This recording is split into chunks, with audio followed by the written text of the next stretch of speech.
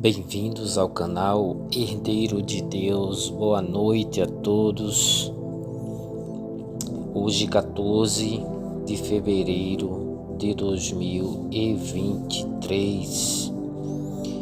Meus queridos, meus amigos, inscritos do canal, amados irmãos, eu quero nesse vídeo aqui falar sobre algo que me inquieta, me incomoda, me deixa às vezes até admirado, perplexo, quando eu vejo homens teólogos, homens letrados, homens pastores de Deus. Há poucos momentos estava vendo um vídeo de um pastor muito renomado em todo o Brasil, dizendo várias coisas contrárias sobre o arrebatamento, inclusive que não crê num arrebatamento secreto, entre aspas. Esse arrebatamento que nós cremos, eles chamam de arrebatamento secreto, porque na verdade não será tão secreto assim, porque o mundo irá perceber o desaparecimento da igreja, desaparecimento dos cristãos verdadeiros, das virgens prudentes. E aí eles chamam de arrebatamento secreto. E não existe isso, que é uma história, que é algo inventado por dois autores de livros e inventado por mais algum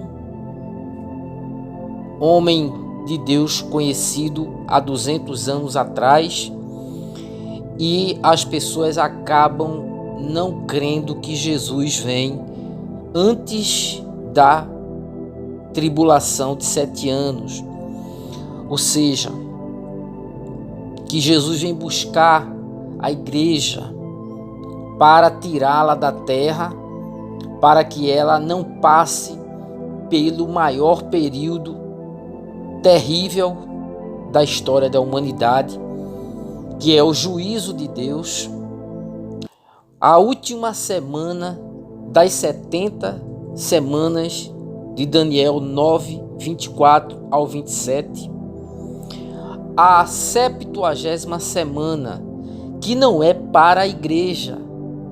70 semanas foram determinadas para o povo judeu.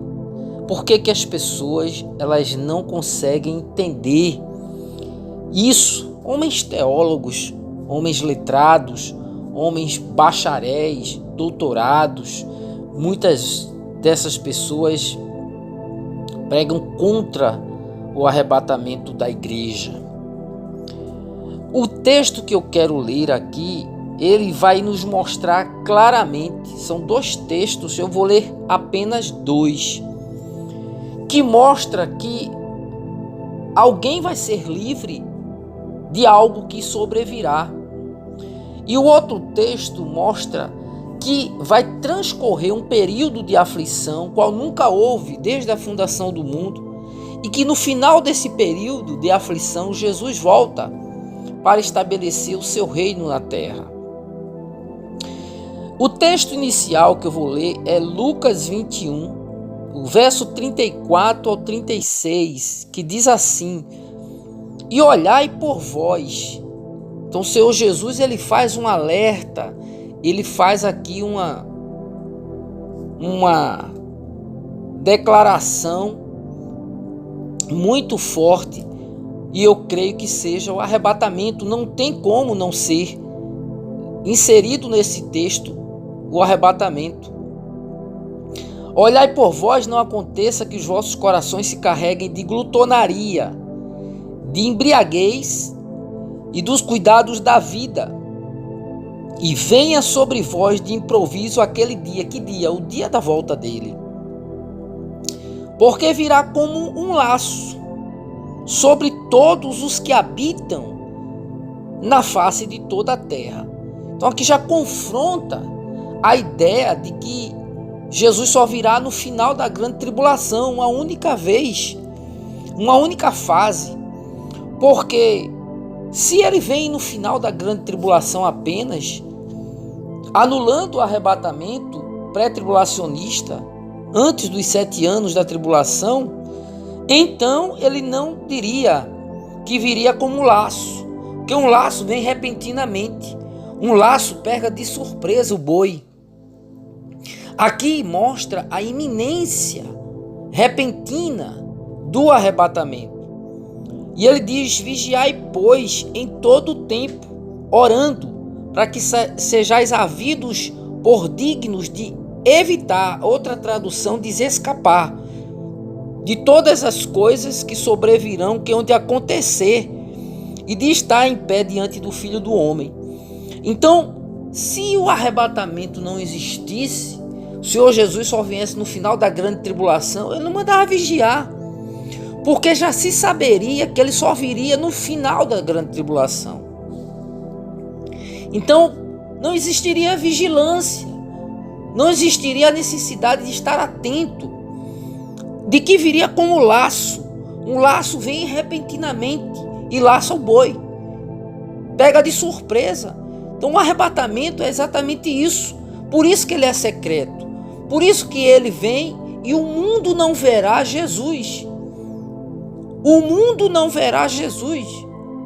Ele não vai se apresentar ao mundo no momento do arrebatamento da igreja, porque ele não vem para o mundo, ele vem para a igreja.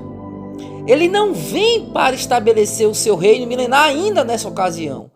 Ele vem para buscar a igreja, para livrá-la de todas as coisas que hão de acontecer. Quais são as coisas que hão de acontecer? Não é muito difícil entender isso. Por que as pessoas, muitas delas letradas, doutoradas, teólogos, não conseguem entender a simplicidade de um texto que mostra que virá coisas após essa saída? Como ele diz aqui, evitar todas essas coisas. Como é que se pode evitar a tribulação? Como é que se pode evitar escapar dessa tribulação de 7 anos, que é a última semana de Daniel? Só através do arrebatamento. Então esse texto aqui revela a existência dessa vinda que vem como laço para tirar a igreja, os que creem nele, aqueles que estiverem com seus corações em oração e vigilância. Vigiai, pois, em todo o tempo, orando, ou seja, mantendo o relacionamento com Deus. Há diversos textos que mostram o arrebatamento.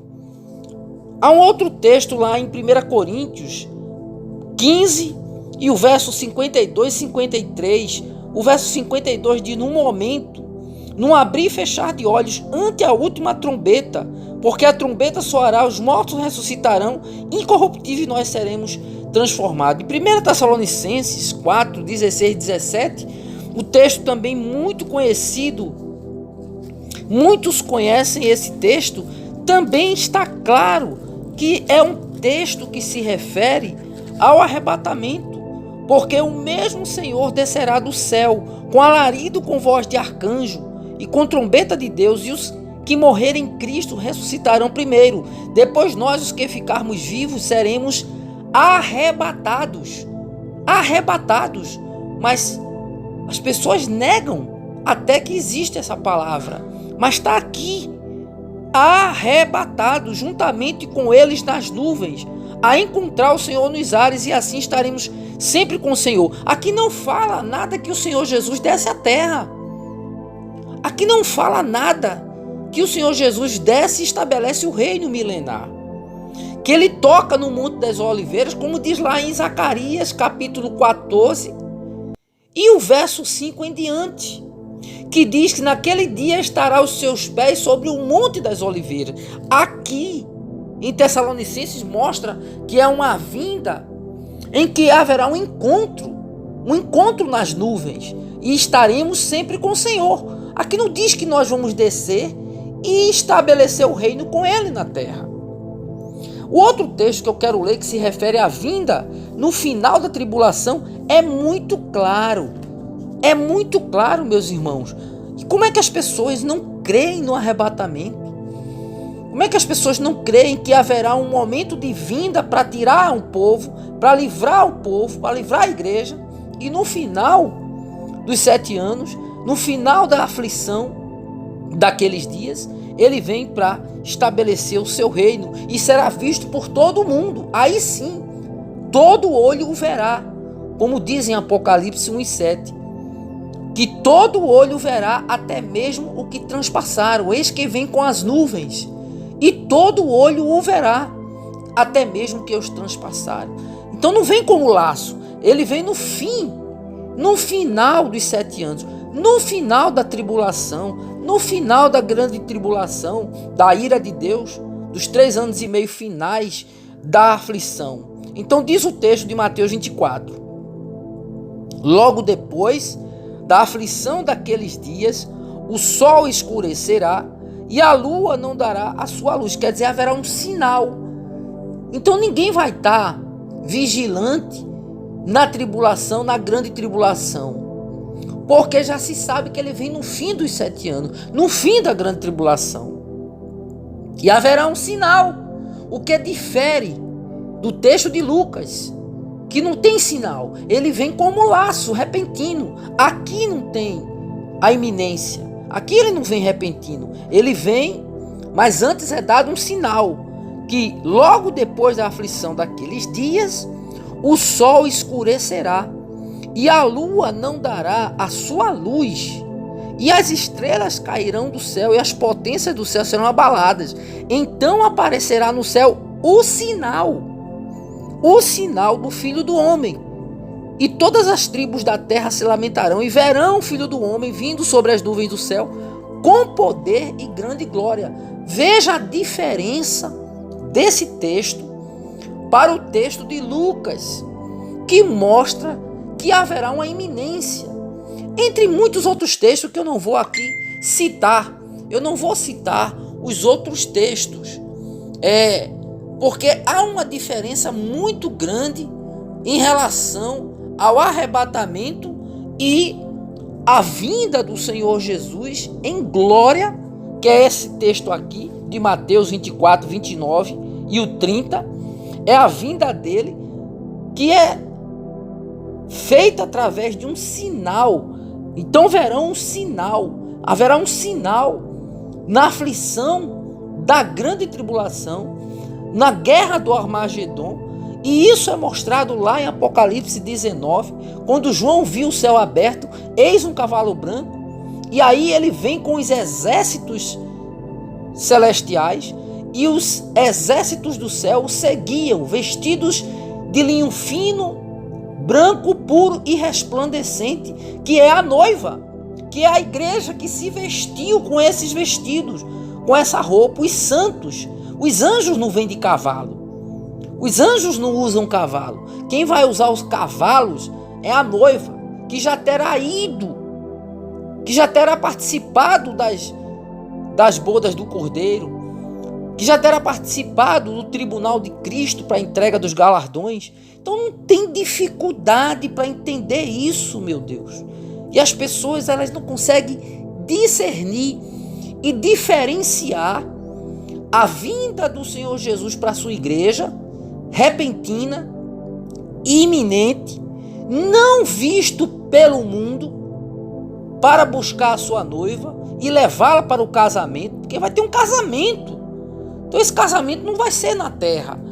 Lá em Apocalipse 19, 8 em diante, mostra que é as bodas do Cordeiro, que o casamento será no céu. Então por que esses pastores tão letrados, tão inteligentes, tão cultos, não conseguem entender que haverá um casamento?